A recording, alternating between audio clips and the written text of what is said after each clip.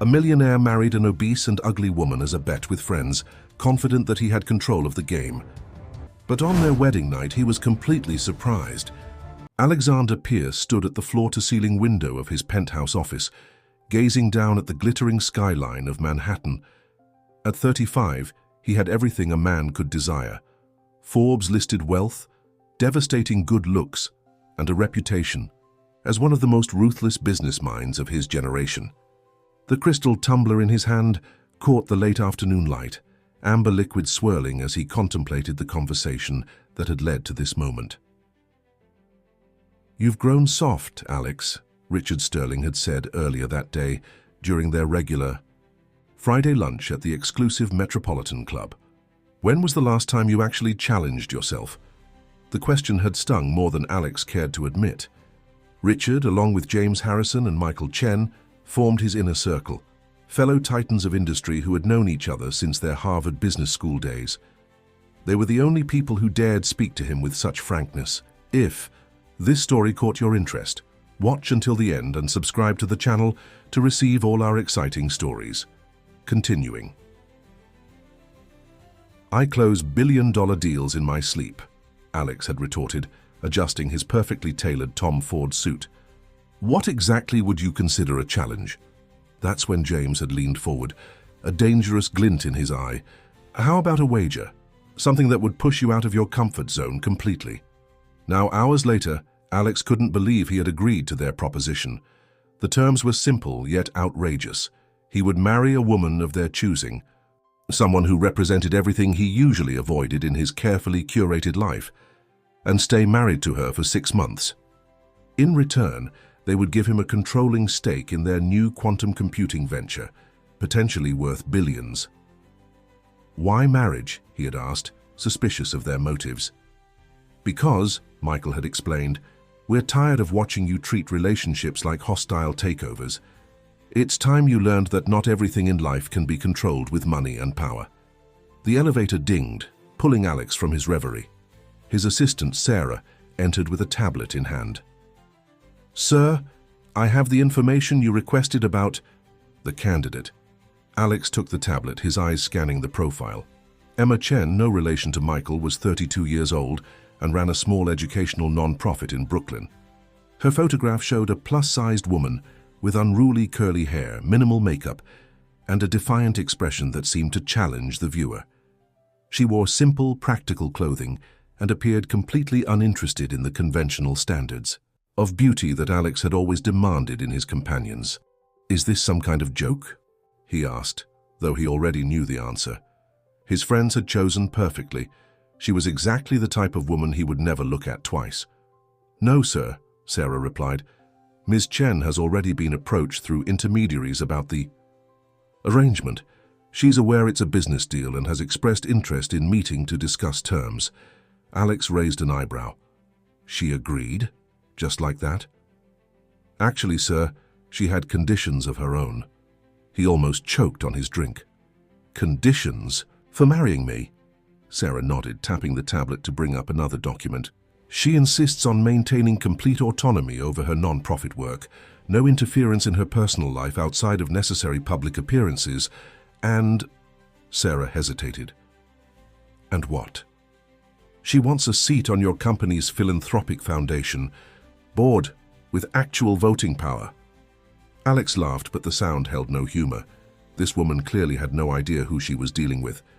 He never gave up control, especially not to someone who would be nothing more than a temporary inconvenience in his life. "Set up the meeting," he said, already formulating strategies to dominate the negotiation. "Tomorrow morning, my private dining room at the Pierre."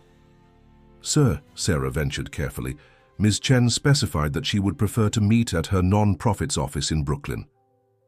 For a moment, Alex stood perfectly still, his jaw clenching. This unknown woman was already trying to dictate terms to him. It was unprecedented, irritating, and surprisingly intriguing. "Fine," he conceded, turning back to the window. "But make it clear that this is a courtesy I won't extend twice." As Sarah left the office, Alex found himself returning to the photograph on the tablet. Emma Chen's eyes seemed to look right through him, carrying none of the awe or intimidation he was accustomed to seeing. For the first time in years, he felt a flicker of uncertainty. What exactly had he gotten himself into? The converted warehouse in Brooklyn felt like another planet compared to Alex's sleek Manhattan office. Exposed brick walls displayed children's artwork, and the sound of laughter filtered through the old building. His Italian leather shoes clicked against the hardwood floors as he followed a teenage volunteer through the winding hallways of the Education for All Foundation. "Ms. Chen is finishing up a class," the boy explained, leading Alex to a small, waiting area furnished with mismatched but comfortable-looking furniture. She said to make yourself comfortable. Make yourself comfortable, as if that were possible in this environment. Alex checked his watch, a rare Patek Philippe that cost more than most people's annual salary, and frowned. He had arrived exactly on time, expecting Emma Chen to be waiting for him. The fact that she wasn't spoke volumes about their power dynamic, or rather her attempted subversion of it. Through an open door, he could hear her voice, warm and engaging, as she led what sounded like a group discussion. "Remember," she was saying, "your circumstances don't define your potential. They're just the starting point of your journey." Despite himself, Alex found himself drawn to the doorway. The classroom was bright and airy, with tall windows letting in streams of natural light. Emma Chen stood at the front, dressed in a simple, blue wrap dress that somehow managed to look both professional and comfortable. Her curly hair was pulled back in a loose bun, with rebellious strands framing her face. She moved with a confidence that seemed to come from somewhere deeper than mere self-assurance. "Mr. Pierce," she called out, spotting him in the doorway. "You're welcome to join us for the last few minutes of class." Put on the spot, Alex felt a flash of irritation. This wasn't how his meetings usually went. But before he could decline, she had already turned back to her students, a diverse group of teenagers who seemed completely engaged in their discussion about college applications. "Ms. Chen," one girl asked, "what if our essays aren't good enough? What if we're not good enough?" Emma's response was immediate and firm. "Sarah, look around this room. Every person here has a unique story, unique challenges, and unique strengths.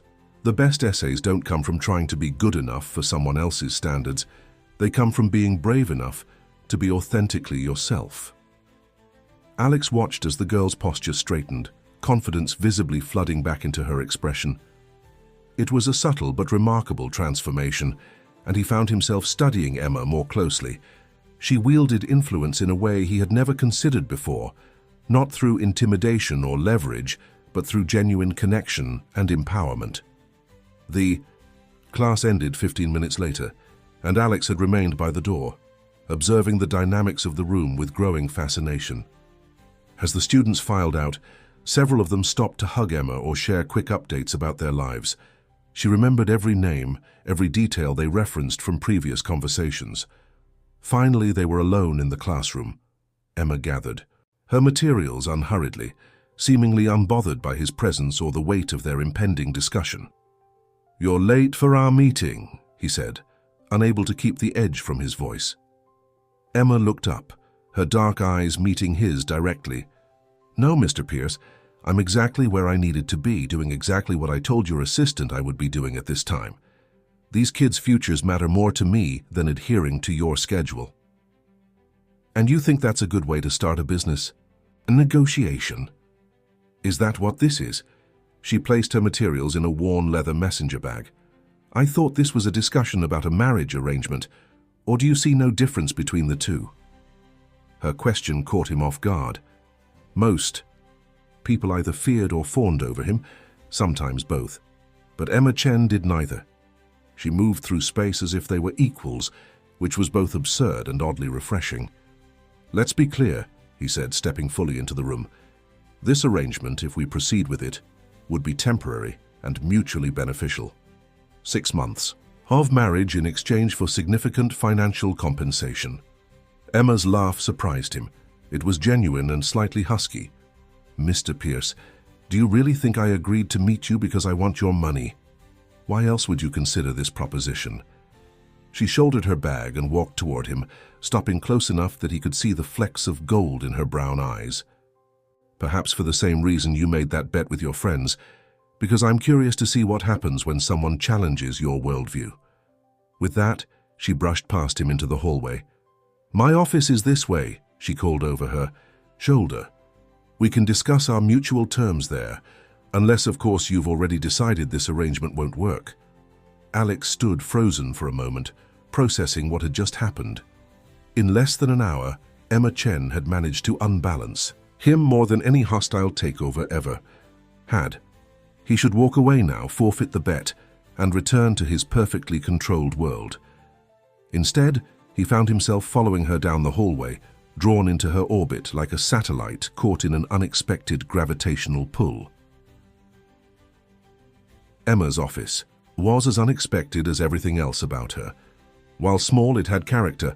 Walls lined with photographs of smiling students in graduation caps, handwritten thank you notes, and surprisingly sophisticated artwork. A large window overlooked a community garden, where volunteers tended to raised beds of vegetables and herbs. "Tea?" Emma offered, gesturing to an electric kettle on a side table. "I have green, Earl Grey, or chamomile." "I don't drink tea," Alex replied automatically, then caught himself. "But, thank you." She shrugged, preparing a cup for herself. "So, Mr. Pierce, shall we discuss our arrangement like the adults we are, or would you prefer to continue trying to intimidate me with your power poses and careful silences?" Alex found himself sinking into a surprisingly comfortable armchair. "You're very direct." "Life's too short for games," she replied, settling behind her desk. "Though I understand that's exactly what this is for you, a game. A 6-month marriage to prove something to your friends. And what is it for you?" he countered. "You still haven't explained your interest in this arrangement." Emma took a sip of her tea, studying him over the rim of her cup. "Let's start. Say with your terms. What exactly does this temporary marriage entail?" Alex leaned forward on familiar ground now. "Public appearances as a couple at key social and business events. Shared residence at my penthouse. A convincing display of a developing relationship for my social circle. In return, you'll receive a generous monthly allowance and a substantial settlement at the end of the 6 months. And your friends, the ones who proposed this wager, what do they expect to see?" "They expect me to fail," he admitted, surprised by his own honesty. "To be unable to maintain a relationship with someone who doesn't fit my usual parameters." Emma's expression remained neutral, but something flickered in her eyes. "And what parameters would those be, Mr. Pierce? My size, my lack of interest in social climbing, or perhaps my dedication to something beyond accumulating wealth?" "All of the above," he said, deciding to match her directness. "You represent everything I've actively avoided in my personal life." "How refreshingly honest," she murmured. "Now, let me be equally clear about my terms. I maintain complete autonomy over my work here. No interference, no attempts to improve or modernize our operations. I continue living in my own apartment and working my normal hours." Alex frowned. "That won't work. We need to present a unified front. Living separately would raise questions." "Then we'll need to compromise," Emma said, pulling out a notebook. "I'll stay at your penthouse 4 nights a week, but I keep my apartment. I'll attend your social functions, but you'll participate in at least 2 foundation events per month. And most importantly, you'll grant me that seat on your company's philanthropic board, with actual voting power, not just a ceremonial position." "You're asking for a lot of concessions," Alex observed, both irritated and intrigued by her negotiating style. "I'm asking for respect," she corrected. "If we're going to convince people this relationship is real, you'll need to treat me as an equal partner, not an employee you can direct at will." Alex stood, pacing the small office. "And if I refuse these terms, then you'll lose your wager," Emma said simply, "and perhaps prove your friends right about your inability to handle relationships that you can't completely control." The challenge in her voice was unmistakable. Alex turned to face her, really looking at her for the first time. She sat with perfect posture, her curves confident in the wrap dress, her face free of makeup but glowing with natural vitality. There was something compelling about her complete lack of artifice. "One more condition," he said slowly. "No public criticism of my business practices or personal life. Whatever your private opinions, we present a united front to the world." Emma's smile held a hint of something he couldn't quite read. "Agreed. Though I reserve the right to express my honest opinions in private." "I wouldn't expect anything less," he found himself saying, surprised by the hint of humor in his own voice. She stood and extended her hand across the desk. "Then we have a deal, Mr. Pierce. Should we draft the formal agreement?" As Alex took her hand, he noticed how warm it was, how firm her grip. This close, he could smell her subtle perfume, something light and botanical, miles away from the expensive designer fragrances he was used to. "Alex," he said suddenly, "if we're going to be married even temporarily, you should call me Alex." "Emma," she replied, her hand still in his, "though I suspect you already knew that from the extensive background check you undoubtedly ran on me." He had the grace to look slightly embarrassed. "Actually, there wasn't much to find. You're surprisingly private for someone in your position. Or perhaps," she said, finally releasing his hand, "you're just looking in all the wrong places." As they began discussing the logistics of their arrangement, Alex couldn't shake the feeling that he was missing something crucial. Emma Chen was proving to be a puzzle he couldn't quite solve, and for the first time in years, he found himself genuinely curious about where this path might lead. The annual Metropolitan Museum Charity Gala was exactly the kind of event where Alex Pierce typically shone brightest. Tonight, however, felt different. Standing in his penthouse living room, he checked his watch for the third time in 5 minutes, waiting for Emma to emerge from the guest room where she was getting ready. Their first week of cohabitation had been an exercise in adjustment. Emma had moved in with surprisingly little, just 2 suitcases of clothing and a box of books. She kept to their agreed-upon schedule, spending 4 nights at the penthouse while maintaining her apartment and routine. What Alex hadn't expected was how her presence would alter the energy of his carefully curated space. She left coffee cups in unexpected places, kept fresh flowers in the kitchen, and somehow convinced his housekeeper to start stocking the pantry with healthy snacks instead of his usual premium processed foods. More disconcertingly, she seemed completely unimpressed by the wealth surrounding her. "Ready?" Emma's voice called from the hallway. "Though I should warn you, I didn't exactly follow your stylist's suggestions." Alex turned, and for a moment, forgot to breathe. Emma wore a deep emerald green gown that draped elegantly over her curves, the fabric catching the light as she moved. Instead of trying to minimize her size, the dress celebrated it, with strategic draping that created a regal silhouette. Her curly hair was partially up, with loose tendrils framing her face, and her makeup was subtle but striking, emphasizing her eyes. "You look," he started, then paused, searching for the right words. "Different," she supplied, adjusting a simple pearl earring. "Your stylist nearly had a breakdown when I rejected the black column dress she chose. Apparently, I was supposed to try to look slimmer and more sophisticated." "You look perfect," Alex said, surprising himself with his sincerity. "The green suits you." A flash of something, surprise, pleasure, crossed Emma's face before she smoothed it away. "Well, if we're going to convince your social circle that you've fallen for me, I should at least look like myself, shouldn't I?"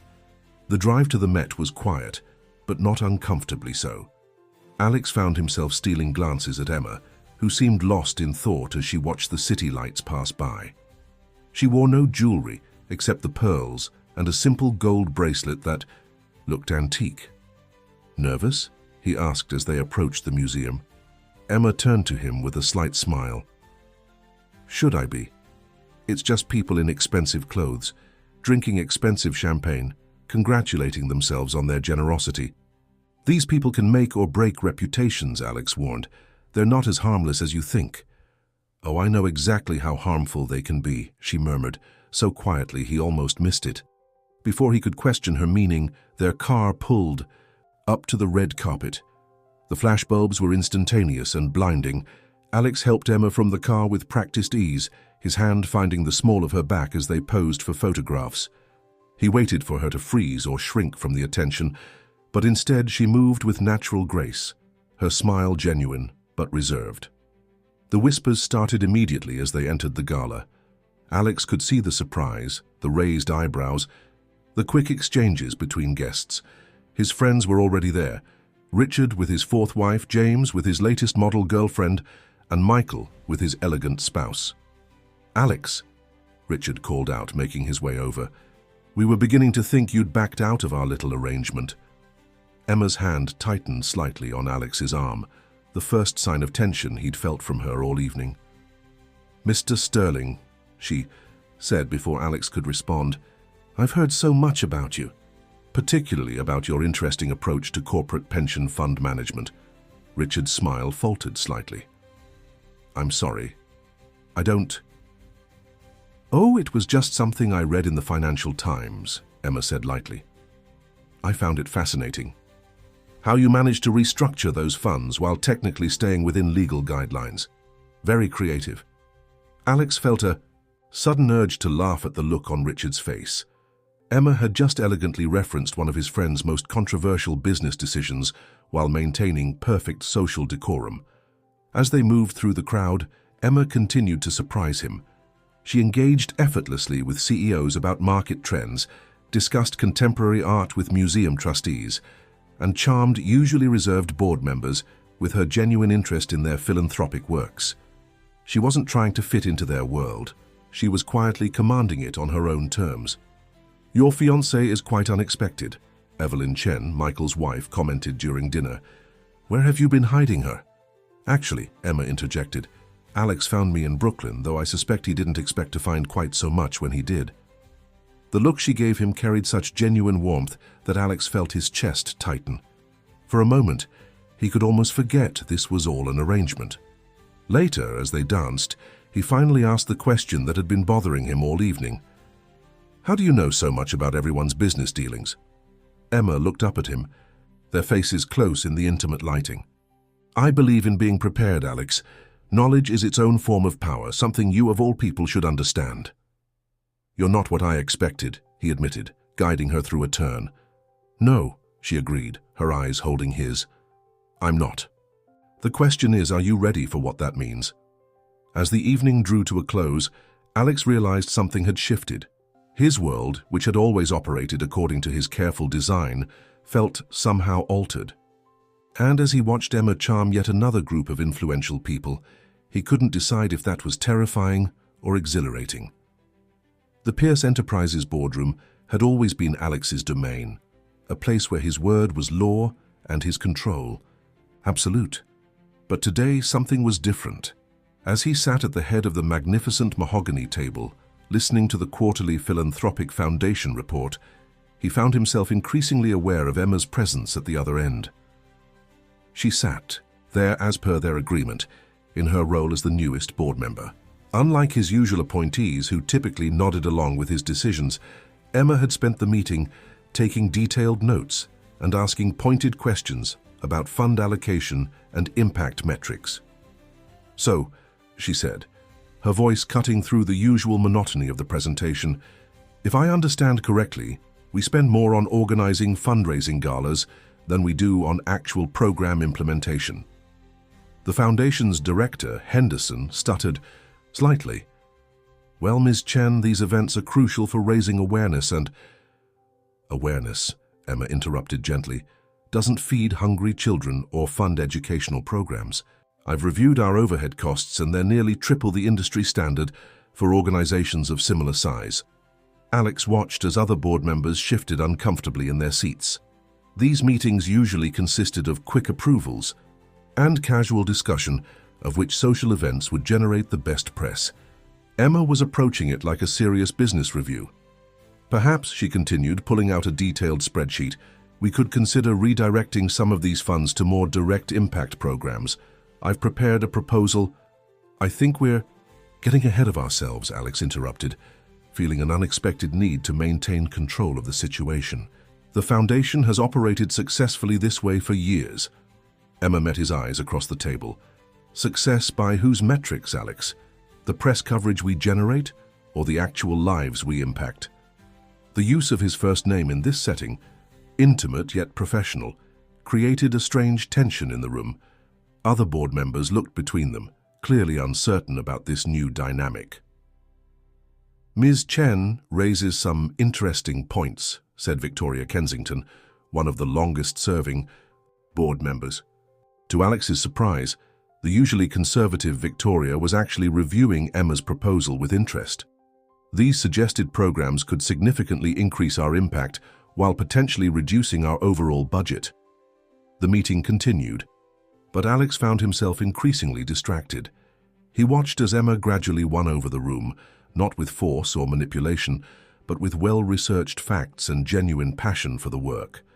It was a different kind of power play than he was used to, and he wasn't sure how to counter it, or if he even wanted to. Later that evening, he found Emma in the penthouse kitchen, barefoot and comfortable in casual clothes, preparing what smelled like a homemade pasta sauce. "You hijacked my board meeting today," he said, loosening his tie. "I participated in a meeting where I'm a legitimate board member," she corrected, stirring the sauce. "Taste this?" Before he could respond, she had turned, holding out a wooden spoon. The domestic intimacy of the gesture caught him off guard, but he found himself leaning forward to taste the sauce anyway. "It's good," he admitted, surprised by the burst of flavors. "Where did you learn to cook like this?" "My father taught me," she said, something flickering across her face before she turned back to the stove. "He believed that good food brings people together, helps them let their guards down." Alex leaned against the counter, studying her profile. "Is that what you're doing? Trying to get me to let my guard down?" Emma laughed softly. "Would it work? If I was? I'm not sure anything about you works the way I expected," he admitted. "Today in the meeting." "I was right about the foundation," she cut in, her tone firm but not unkind. "You've been using it as a PR tool instead of actually making a difference. Your company has the resources to do real good in the world, Alex. Why waste that potential?" He watched as she moved around his kitchen with easy familiarity, adding herbs to the sauce, checking the pasta. In just a few weeks, she had carved out space for herself in his life, in ways he hadn't anticipated. "The foundation wasn't meant to change the world," he said finally. "It was meant to make your company look good," Emma supplied. "To give you social capital, I know. But it could be so much more." She turned to face him fully. "You could be so much more." The weight of her words hung between them. Alex found himself moving closer, drawn by something he couldn't quite name. "You think you know me so well after a few weeks of marriage?" "I think," Emma said softly, not backing away as he entered her space, "that you've spent so long being exactly who everyone expects you to be that you've forgotten who you could be." They were close now, close enough that he could see the faint freckles across her nose, smell the basil on her fingers from cooking. For a moment, he thought about closing the distance between them, about discovering if her lips were as soft as they looked. The timer on the stove buzzed, breaking the spell. Emma turned away to drain the pasta, and Alex stepped back, his heart racing unexpectedly. "Dinner's ready," she announced, her voice steady despite the flush in her cheeks. "Unless you have other plans?" "No," he said, already reaching for plates. "No other plans." As they settled in to eat, Alex couldn't shake the feeling that something fundamental was shifting. His carefully constructed world was changing, and Emma Chen was at the center of that change. The question was she dismantling his empire piece by piece, or was she showing him a way to build something better? The headline in the Financial Times caught Alex off guard. Pierce Enterprises Foundation board member challenges tech industry's social responsibility. The accompanying photo showed Emma at a recent tech conference, looking poised and professional as she addressed a room full of industry leaders. The article praised her innovative approach to corporate philanthropy and quoted several influential figures supporting her vision for more accountable business practices. "So your wife is making quite a name for herself," James commented, dropping the newspaper on Alex's desk. "Though I'm not sure it's the kind of attention you want right now." Alex leaned back in his chair, studying his friend's expression. "What Do you mean? The Jensen merger, James said, taking a seat. Their board is suddenly asking questions about Pierce Enterprises' ethical practices, specifically about past acquisitions and their impact on smaller companies. A cold feeling settled in Alex's stomach. The Jensen merger was supposed to be his crowning achievement, a deal worth billions that would cement his company's dominance in the tech sector. He had been working on it for months, carefully maneuvering all the pieces into place.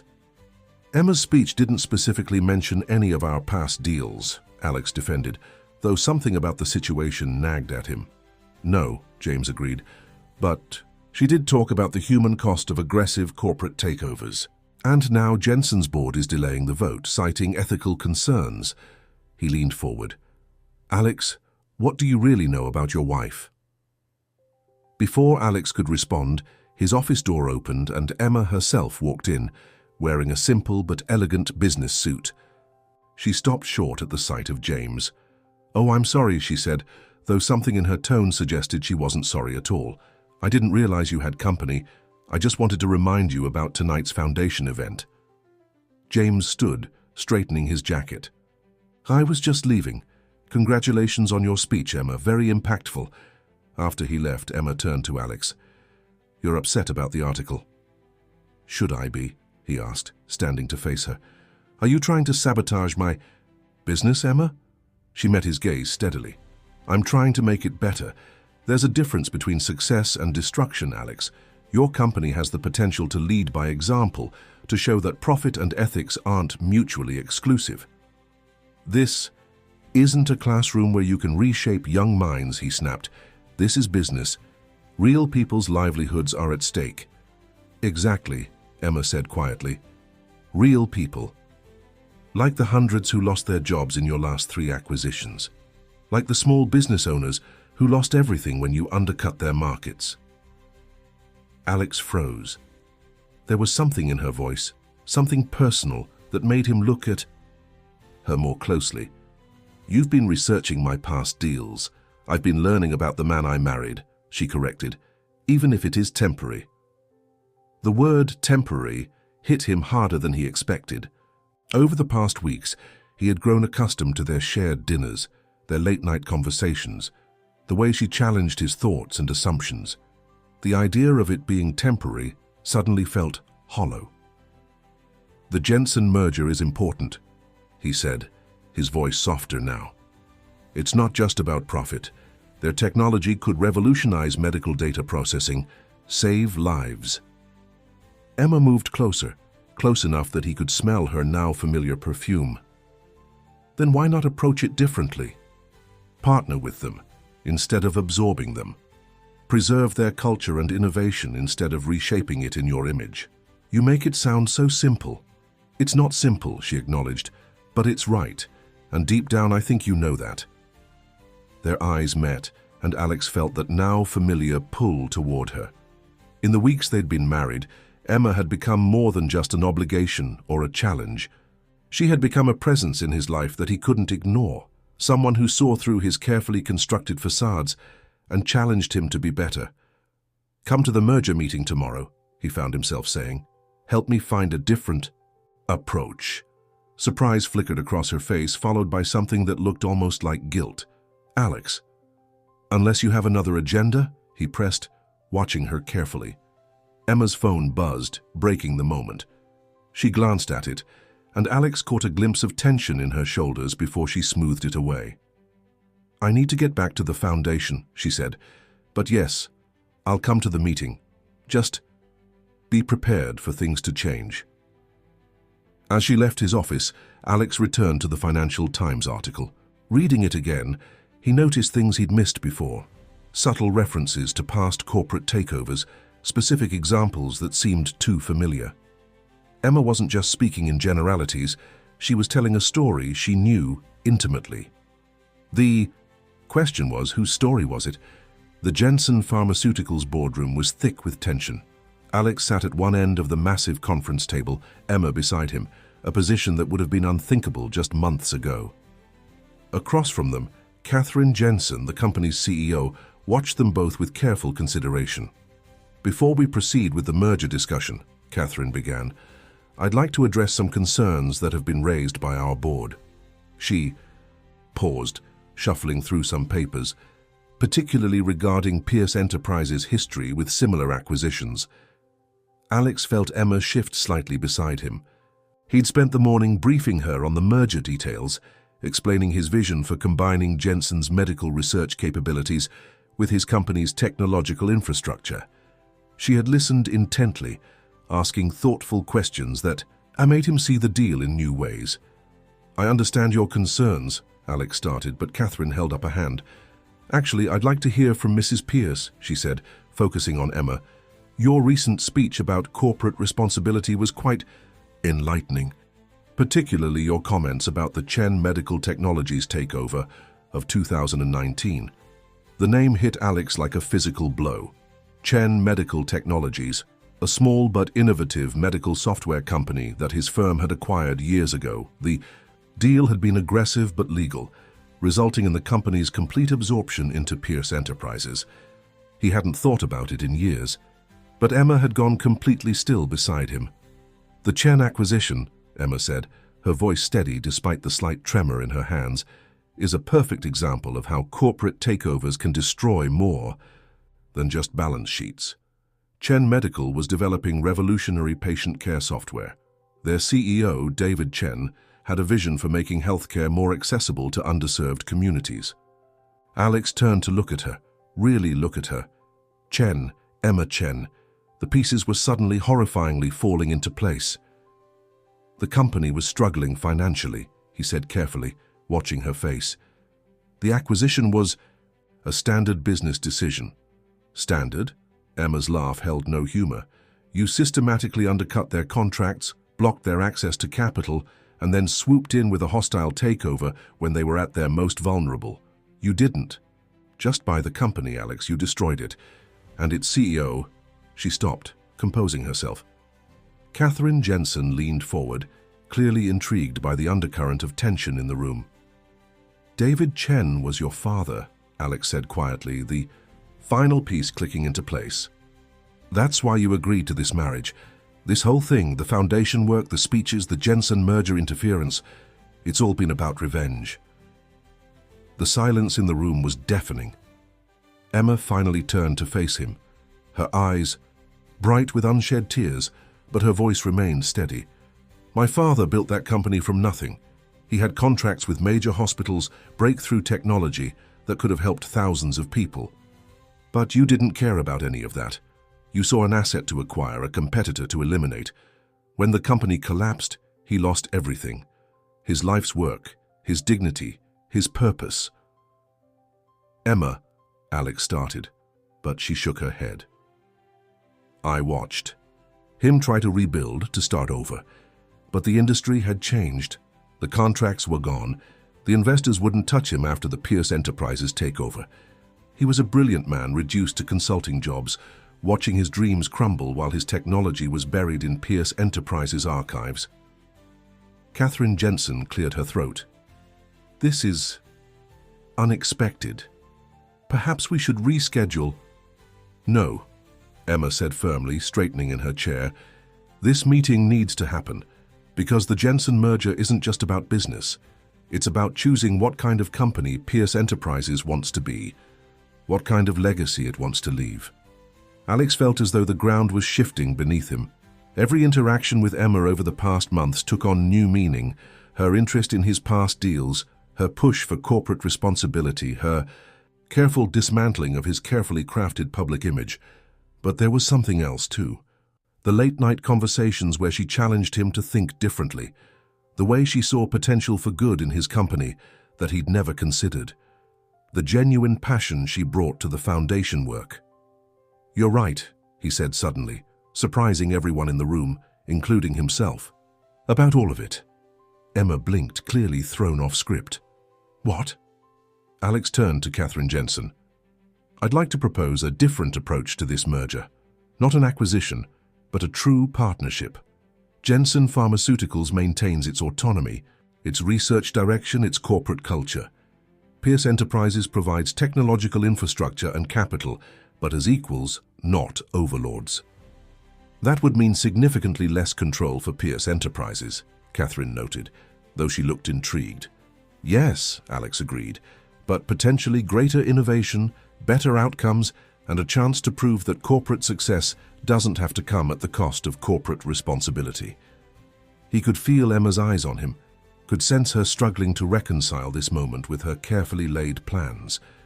When he finally looked at her, he saw confusion warring with something else in her expression, something that looked dangerously like hope. "We'll need to see detailed proposals," Catherine said, gathering her papers, "but I'm interested in hearing more about this partnership approach." As the meeting wrapped up, Alex and Emma remained seated, the weight of unspoken words hanging between them. The other executives filed out, leaving them alone in the vast boardroom. "Why?" Emma finally asked. "Why change everything now?" Alex looked at her, really looked at her, seeing both the woman who had challenged him to be better and the daughter seeking justice for her father. "Because you were right," he said simply. "About everything. And maybe it's time for me to build something instead of just acquiring it." The penthouse felt different that evening. Emma stood at the floor-to-ceiling windows, watching the city lights flicker to life as dusk settled over. Manhattan. Behind her, she could hear Alex moving around in the kitchen, a strange reversal of their usual routine. Neither had spoken much during the car ride home from the Jensen meeting. The revelation of her true identity hung between them like a physical presence, reshaping everything that had come before. "I made coffee," Alex said, approaching with 2 mugs, "though maybe we need something stronger." Emma accepted the cup, wrapping her hands around its warmth. "I planned this for months, you know, getting close to your friends, ensuring I'd be the one they chose for their little experiment with you. The foundation board seat, the public speeches, the carefully placed doubts about your business practices. It was all calculated." "I know," Alex said quietly, standing beside her at the window. "What I can't figure out is when it stopped being just about revenge." She turned to look at him, really look at him. The man she'd married was still there, powerful, commanding, undeniably attractive. But there was something else now, something that had been growing over these past months, a vulnerability, a capacity for change that she hadn't expected to find. "I don't know," she admitted. "Maybe when I saw how the kids at the foundation responded to you during your visits, or when you started actually listening during board meetings instead of just tolerating them, or maybe..." She paused, taking a shaky breath. "Maybe it was all those quiet moments here when you'd let your guard down and just be yourself." Alex set his coffee down and turned to face her fully. "Why didn't you tell me about your father, about Chen Medical Technologies?" "Would it have mattered?" Emma challenged. 3 months ago, would you have cared about the human cost of your business decisions?" "No," he admitted. "I wouldn't have. But you changed that. You changed me." "Did I?" Emma set her own cup down, suddenly restless. "Or are you just trying to salvage your company's reputation now that the truth is out?" "You know it's more than that." Alex's voice was soft, but intense. "What I said in that meeting, about wanting to build something instead of just acquiring it, that wasn't strategy. That was real." Emma felt tears threatening and turned back to the window. "My father always said that real change comes from within, that you can't force someone to be better, they have to want it for themselves." She let out a bitter laugh. "I came here wanting to destroy your empire, to make you feel what he felt. Instead." "Instead what?" Alex stepped closer, close enough that she could feel his presence behind her. "Instead, I found myself hoping you'd prove me wrong," she whispered. "Every time you showed kindness to my students, every time you actually considered a new perspective in a board meeting, every quiet dinner conversation where I saw glimpses of who you could be, I found myself hoping." "Emma," his voice was rough with emotion, "look at me." She turned and he was right there, close enough that she had to tilt her head back to meet his eyes. "This isn't how revenge is supposed to feel," she said, trying for humor but hearing the tremor in her voice. "Tell me about him," Alex said suddenly. "Tell me about your father. Not as a CEO or a competitor, but as the man who taught you to cook and believed in changing lives through education." The request caught her off guard. For a moment, she couldn't speak past the lump in her throat. Then the words came, hesitant at first, then flowing more freely. He could light up a room just by walking into it, not with power or wealth, but with genuine warmth. He'd work 18-hour days developing his software, but he'd still make time to help me with my homework. When I struggled with math, he turned it into games about patient care and medical inventory. He made everything feel possible. As she spoke, they gravitated to the couch, the formal distance between them dissolving as Emma shared stories of her father's dedication to healthcare accessibility, his dreams of revolutionizing patient care in underserved communities. "The software," Alex said suddenly. "The patient care program your father developed. It's still in Pierce Enterprises' archives." Emma's breath caught. "What?" "After the acquisition, all of Chen Medical's intellectual property was stored in our secure databases. The technology, the research, the code, it's all there. Probably outdated now, but the foundation is still intact." "Why are you telling me this?" Alex leaned forward, his expression intense. "Because I want to revive it, not as a Pierce Enterprises product, but as a joint venture with your foundation. Your father's vision, updated with current technology, focused on the communities he wanted to serve." Emma stared at him, searching his face for any sign of manipulation or strategy. She found none. "You're serious?" "Completely." He ran a hand through his hair, a rare gesture of uncertainty. "I can't undo what happened to your father's company, but maybe I can help fulfill the purpose behind it." The magnitude of what he was offering, not just resources, but a chance to resurrect her father's legacy, overwhelmed her. The carefully constructed walls of her revenge plan crumbled entirely, leaving her face to face with the truth she'd been avoiding. She was falling in love with the man she'd meant to destroy. The news about Pierce Enterprises' radical new direction spread through Wall Street like wildfire. The company's stock had taken a hit after the announcement of the revised Jensen partnership, and Alex's. Typically loyal board members were growing restless, but none of that seemed to matter as he sat in Emma's small office at the foundation, watching her pore over her father's old code. "It's all still here," she breathed, scrolling through files. That had been retrieved from Pierce Enterprises' archives. His original patient tracking system, the community health algorithms, even his notes about future developments. Her eyes were bright with unshed tears. "I never thought I'd see this again." Alex moved to stand behind her chair, drawn by her emotion. "The basic architecture is solid.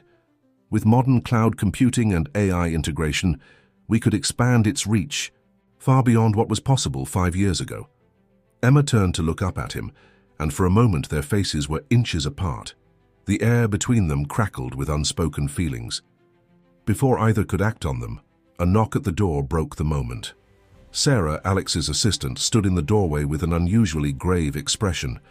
"Mr. Pierce, the board has called an emergency meeting.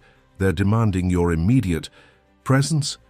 Alex straightened, his business mask sliding back into place. "When?" "They're already assembled, sir. And—" Sarah hesitated, glancing at Emma. "Mr. Sterling is leading the discussion." Emma stood quickly. "Richard Sterling? My being on the foundation board must have given him the perfect opportunity to investigate my background." "He's not just investigating," Sarah admitted. "He's presenting a motion to the board about your marriage and its impact on company decisions. He's arguing that recent changes in company direction constitute a breach of fiduciary duty." Alex's jaw tightened. "He's trying to force me out." "I'm coming with you," Emma said, already gathering her things. "Emma, no. This is exactly what Sterling wants, to use our relationship to prove his point." "Our relationship?" Emma challenged. "Is that what this is now?" Their eyes met, the question hanging between them. Before Alex could respond, his phone buzzed with another urgent message from the board. The ride to Pierce Enterprises headquarters was tense. Emma insisted on accompanying him despite his protests, and now sat beside him in the town car, her tablet open to financial reports and board regulations. "Sterling's smart," she said, scanning the documents. "He's probably been planning this since he realized who I was. The Jensen deal revision just gave him the ammunition he needed. "This isn't your fight," Alex said softly. Emma looked up sharply. "Isn't it? I came into your life planning to dismantle your empire. I don't get to walk away just because things got complicated." "Complicated," Alex repeated, studying her. "Profile. Is that what you call this thing between us?" Before she could answer, they arrived at the building.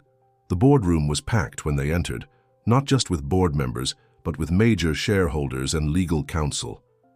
Richard Sterling stood at the head of the table, emanating satisfaction. "Alex," he greeted smoothly, "and Mrs. Pierce, how appropriate that you're both here for this discussion about conflicts of interest." "Save the theatrics, Richard," Alex said, taking his seat. "We all know this is a power play." "This is about protecting Pierce Enterprises," Sterling countered, activating a presentation screen. "Let's review recent events, shall we? First, the mysterious Mrs. Pierce appears, chosen through our admittedly unorthodox arrangement. Then, she gains influence over our charitable foundation. Soon after, our CEO begins making unprecedented changes to our business model, potentially costing shareholders billions." He clicked to the next slide, showing Emma's photograph alongside old news coverage of Chen Medical Technologies. But here's what we didn't know. Emma Chen, daughter of David Chen, whose company we acquired in 2019. A calculated infiltration, wouldn't you say? Murmurs filled the room. Alex felt Emma tense beside him, but was surprised when she stood, her voice clear and steady.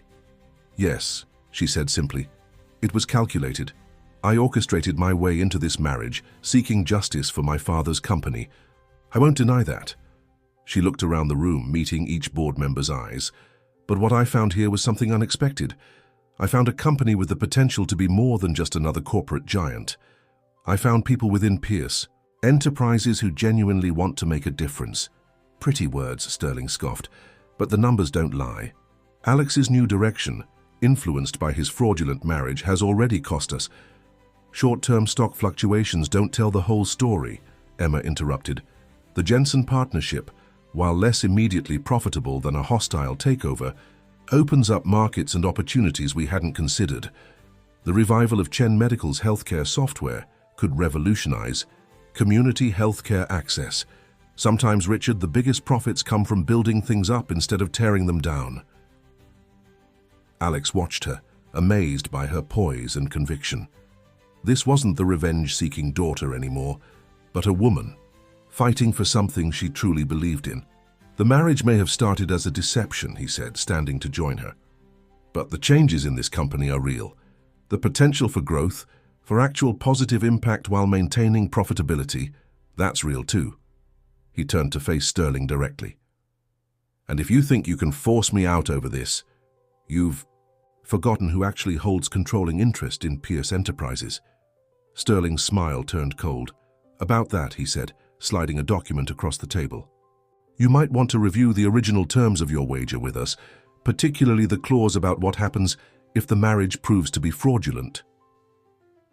The silence in Alex's office was deafening as he read through the contract's fine print for the third time. Emma sat across from him, her face pale but composed, while their lawyers examined copies of the document. "It's ironclad," Patricia Martinez, Alex's head legal counsel, finally said. "The terms of the original wager included a clause stating that if the marriage was entered into under fraudulent pretenses, control of your shares would transfer to the other parties involved, specifically Mr. Sterling, Mr. Harrison, and Mr. Chen." "How convenient that Michael was part of this," Emma said quietly. "He must have recognized my name when they were choosing candidates for the marriage. He knew exactly who I was." Alex set the contract down, his movements deliberately controlled. "They planned this from the beginning. The whole thing, the marriage wager, choosing you, everything. It was all designed to trigger this clause." "Alex." Emma started, but he held up a hand. "Please," he said, his voice rough, "I need to think." He stood and walked to the window, his usual position of power, but now it felt more like seeking refuge. Behind him, he could hear Patricia explaining the technical details to Emma, how the fraud clause would trigger an automatic transfer of controlling interest, how Sterling and the others had carefully orchestrated every detail. "There's one way out," Patricia said finally. "If the marriage remains valid, if both parties attest that despite any initial deception, the marriage became genuine, the clause becomes void." Alex turned back to the room. Emma was looking at him, her eyes full of emotions he couldn't quite read. "So our options are either I lose my company," he said slowly, "or we convince everyone that this marriage is real." "It wouldn't be enough to just say it," Patricia cautioned. "Sterling will challenge it. You'd need to prove that the relationship evolved beyond the initial arrangement. Evidence of genuine commitment, shared future plans." "Like reviving my father's healthcare software," Emma suggested. "Restructuring the company's approach to acquisitions, those kinds of shared plans." Patricia shook her head. "They'll argue those changes were part of your revenge strategy. You'd need more personal evidence, joint property ownership, shared financial planning, perhaps even," she hesitated, "family planning discussions." "That's enough," Alex said sharply. "I need to speak with Emma alone." Once the lawyers had filed out, the office fell into heavy silence. Emma stood and moved to the window beside Alex, their reflections pale against the darkening sky. "I never meant for this to happen," she said softly. "I wanted justice for my father, yes. I wanted to show you the human cost of your business decisions, but I never wanted to steal your company." "Didn't you?" Alex turned to face her. "Isn't this exactly the kind of poetic justice you were looking for? The man who destroyed your father's company, losing everything to the daughter he underestimated?" "Not like this," Emma insisted, turning to face him. "And not now, not after—" "After what?" Alex challenged, stepping closer. "After you succeeded in making me care about more than profits. After you showed me a different way to run my company. After you made me fall in—" He stopped abruptly, running a hand through his hair in frustration. Emma's breath caught. "After I what, Alex?" Instead of answering, he crossed to his desk and picked up the contract again. "We could fight this in court. Even with the clause, there are always legal options. A court battle would tank the company's stock, destroy public confidence, and give Sterling exactly the chaos he needs to push through his own agenda," Emma pointed out. "Everything we've been working for, the Jensen partnership, my father's software, the Foundation's new initiatives, it would all be at risk." "Then what do you suggest?" Alex asked, his voice tight with tension. "That we pretend this marriage is real? That we convince everyone we've magically fallen in love despite starting with lies and revenge?" Emma flinched at his tone, but her voice remained steady. "Would it be pretending?" The question hung in the air between them, heavy with implications. Alex stared at her, remembering every moment that had led them here. Their first meeting in her classroom, quiet dinners in the penthouse, heated debates in board meetings, the way she challenged him to be better while never losing faith that he could be. "Emma," he said softly, "I can't ask you to stay married to me just to save my company." "That's not what I'm asking." She moved closer, her eyes never leaving his. "I'm asking if you want me to stay because of everything else, because of who we've become together, because of who you've chosen to be." "And what about your revenge?" he asked. "Your justice?" "Maybe there's more than one kind of justice," she said. "Maybe changing a broken system from within, making it better, helping it serve the people it once hurt. Maybe that's a better form of justice than simple revenge." Alex found himself drawing closer to her, drawn by the passion in her voice, the conviction in her eyes. "And us? This complicated thing between us?" Emma reached up, her hand hovering near his face but not quite touching. "I came here to destroy Alexander Pierce, the ruthless CEO, but somewhere along the way I found Alex, the man who visits my classroom to help kids with their college essays, who gets excited about healthcare innovation, who looks at me like you're looking at me right now." Before he could respond, his phone buzzed. A message from Sterling. "Board reconvenes in an hour. Looking forward to your decision." Alex looked at the message, then back at Emma. Everything hung in the balance. His company, his legacy, and most importantly, the woman standing before him, who had somehow become essential to both. The boardroom was packed to capacity when Alex and Emma entered. News of the emergency meeting had spread throughout the company. and the tension in the air was palpable. Richard Sterling stood with his allies, a confident smile playing at his lips as he watched them approach.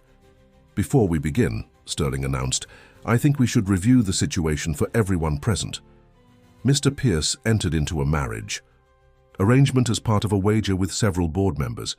However, his wife's true identity and motives have now been revealed, proving the marriage fraudulent and triggering certain contractual obligations."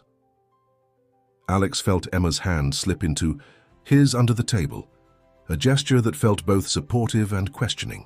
He squeezed back gently, his mind racing through possibilities and consequences. "The terms are clear," Sterling continued, clearly enjoying his moment of triumph.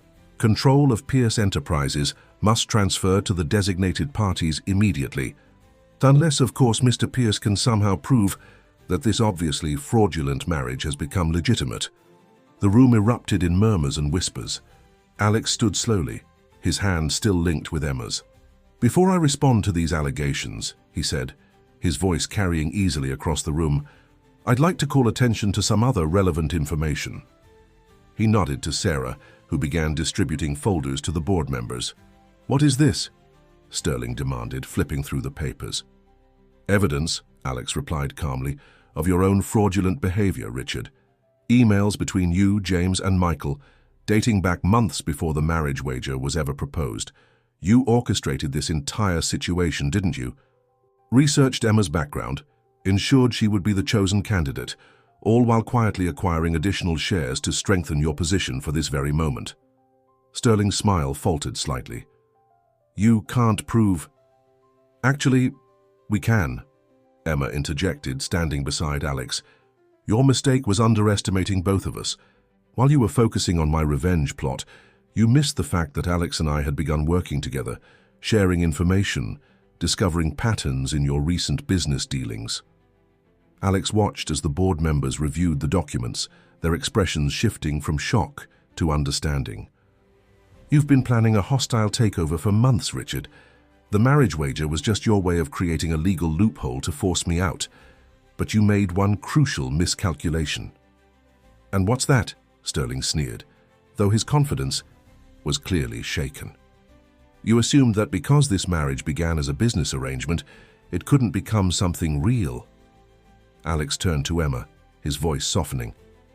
"You assumed that two people from different worlds, with seemingly opposite values and goals, couldn't possibly find common ground, couldn't challenge each other to be better, couldn't fall in love." Emma's eyes widened at his public admission, but before she could respond, Sterling laughed harshly. "Love? Please. This woman came here to destroy you, Alex. She manipulated her way into your life, used her position to undermine your authority, all to avenge her father's failed company." "You're right," Emma said, her voice clear and strong. "I did come here seeking revenge. I wanted to show Alex the human cost of his business decisions, to make him understand the impact of his actions. But something unexpected happened along the way." She turned to address the board directly.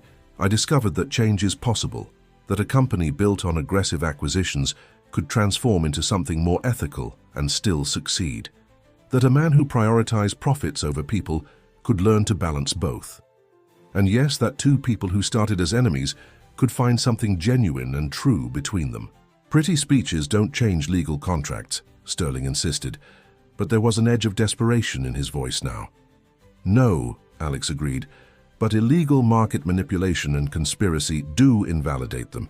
The evidence in those folders is just the beginning, Richard. We have enough to take this to the SEC if necessary." The room fell silent as the implications sank in. Sterling's allies began to shift uncomfortably in their seats, distancing themselves from his rapidly failing plot. "There's another option," Alex continued, "one that doesn't involve lengthy legal battles or public scandals, a restructuring of the board, with new ethical oversight measures in place, a commitment to the company's new direction, including the Jensen partnership and the revival of Chen Medical's healthcare software." He paused, looking around the room. "The choice is yours, Richard, but whatever you decide, you should know that Emma and I have already made our choice." Emma looked at him questioningly, and he turned to face her fully, no longer caring about their audience, I choose you, he said softly. Not because of the company or the contract or any other external pressure. I choose you because you made me want to be better, because you showed me that true strength isn't about control or power, but about having the courage to change. Because somewhere between all the board meetings and quiet dinners and heated arguments, I fell completely in love with you. Emma's eyes filled with tears, but her smile was radiant. Even knowing I came here to destroy your empire. Especially because of that, Alex said, smiling back. Because you had the strength to move beyond revenge when you saw the possibility of something better. Because you never stopped challenging me, pushing me to see beyond profit margins to real human impact. Because you make me want to build something meaningful, something that honors your father's legacy while creating our own. The boardroom had faded away around them, the corporate power play forgotten in the face of this deeper truth. Emma reached up to touch his face, her fingers trembling slightly. I choose you too, she whispered. Not the CEO, not the wealthy businessman, but the man who sits for hours helping my students with their college essays, the man who gets excited about healthcare innovation and community impact, the man who saw past his own prejudices to love someone so different from his usual world. Sterling's voice cut through their moment. This is absurd. You can't possibly expect— I think, Michael Chen interrupted, standing from his seat, that we've seen enough. The marriage is clearly legitimate. The fraud allegations are compromised by your own actions, Richard, and I, for one, am interested in seeing where this new direction takes Pierce Enterprises. One by one, other board members began to voice their agreement. Sterling's support crumbled as his conspiracy was exposed, his carefully laid plans dissolving in the face of something he hadn't counted on: genuine transformation.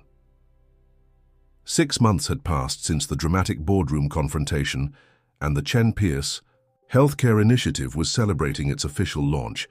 The Foundation's original classroom, where Alex and Emma had first met, had been transformed for the evening's event. Students' artwork still adorned the walls, but now they shared space with presentations about the revolutionary healthcare software that would help communities across the country. Emma stood near the podium, watching as medical professionals, tech developers, and community leaders mingled with her students. The software her father had dreamed of had been updated and expanded, incorporating modern AI and cloud computing while maintaining its original mission of accessibility and community focus. Your father would be proud, Alex said softly, appearing beside her with 2 glasses of champagne. Not just of the software, but of everything you've built here. She accepted the glass, studying her husband's face. The past months had changed him subtly but significantly. The sharp business suits remained, but his eyes had softened, carrying warmth instead of calculation. He moved through the room with the same confidence, as always, but now it was tempered with genuine connection rather than mere authority. Did you see Sarah's acceptance letter? Emma asked, nodding toward one of her students who was enthusiastically explaining the new healthcare app to a group of investors. Full scholarship to pre-med at Columbia. She's going to be an amazing doctor.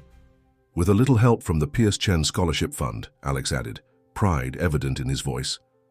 The fund, established in David Chen's memory, supported students from underserved communities pursuing careers in healthcare and technology. The room quieted as Richard Sterling's replacement on the board, Dr. Maya Patel, took the podium. Today marks not just the launch of innovative healthcare technology, she began, but a new model of corporate responsibility. The Chen Pierce Healthcare Initiative demonstrates that profit and social impact aren't mutually exclusive. Emma felt Alex's arm slip around her waist as they listened. The company's transformation had exceeded everyone's expectations.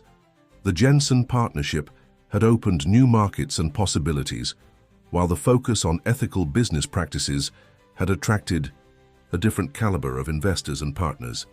It's amazing how much can change in 6 months, Alex murmured in her ear.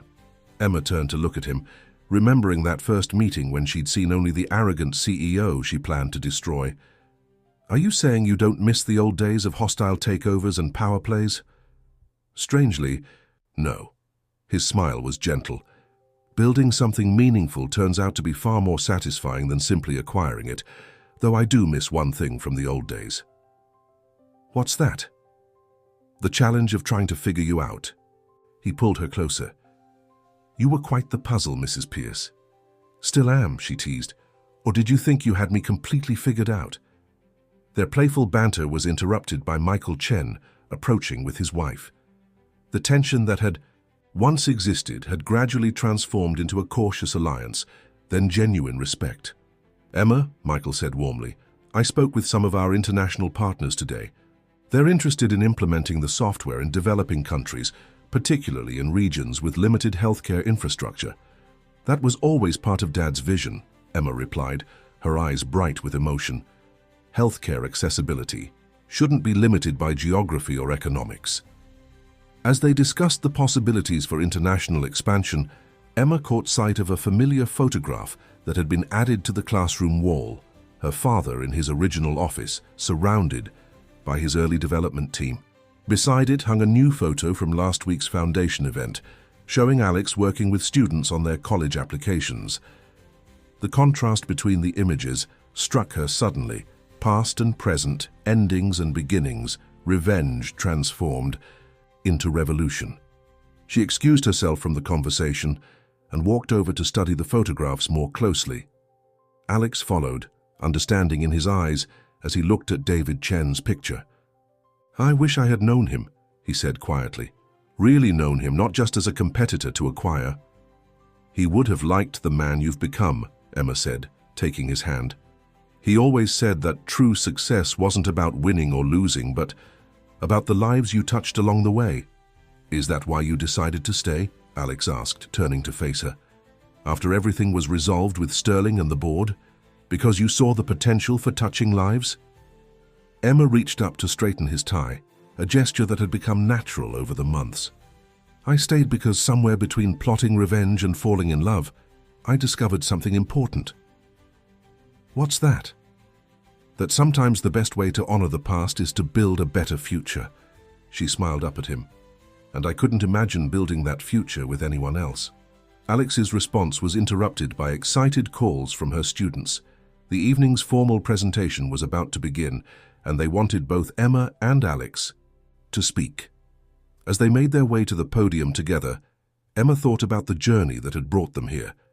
She had come seeking justice for her father's lost dream, but had found something far more powerful, the chance to make that dream reality in ways he could never have imagined. And in Alex, she had found not the enemy she expected to destroy, but a partner willing to transform himself and his company for the better. As they stood together before the crowd, their hands naturally finding each other, Emma realized that this was what real change looked like.